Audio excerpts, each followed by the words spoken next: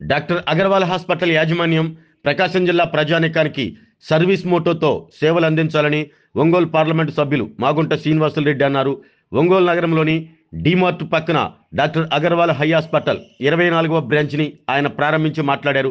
భారతదేశంలోనే 250 బ్రాంచీలతో అగర్వాల్ హాస్పిటల్ ఉందని, ఆంధ్రప్రదేశ్, తెలంగాణ రాష్ట్రాల్లో 24వ బ్రాంచ్గా అవతరించిందంటూ తెలిపారు. అతి సామాన్యమైన కుటుంబం నుంచి డాక్టర్ అగర్వాల్ వచ్చి ఎంతో స్థాయికి ఎదిగి ఎంతో మందికి కంటి వైద్యాన్ని అందించారని తెలిపారు.